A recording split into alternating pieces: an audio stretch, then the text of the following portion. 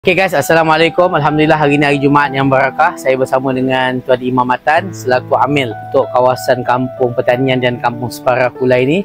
Jadi Alhamdulillah ni ada sedikit rezeki yang kita nak sharekan kepada fakir miskin kawasan ni.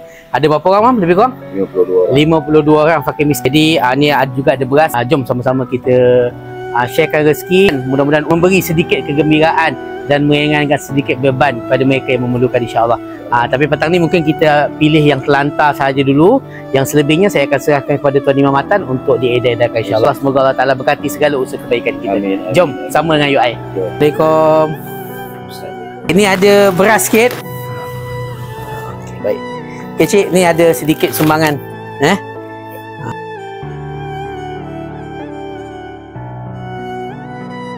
Doakan semoga dan semua yang infak ni murah rezeki. Orang yang sakit ni doanya makbul. Doakan kami ni, doakan Imam Matan, doakan saya. Jangan sedih, jangan sedih. Allah nak naikkan darjat, insya-Allah.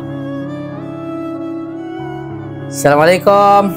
Sedikit sumbangan dan ni sedikit. Okey, baik. Ni untuk ayahnya punya. Hari tu dia dah dapat beras kan? Ni duitnya belum bagi. Okey. Untuk cik lah. Untuk Pak Ahmed. Okey, Assalamualaikum. Bye bye. Bye bye. Alah pandai.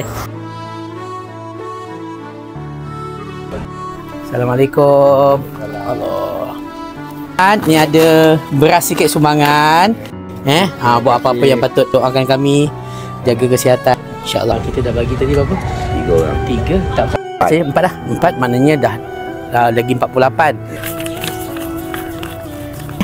Ni dia nak minta Imam tolonglah sampai-sampaikan kepada yang memerlukan. Terima kasih banyak, Mam. Semoga Allah Taala memudahkan, insya-Allah. Amin.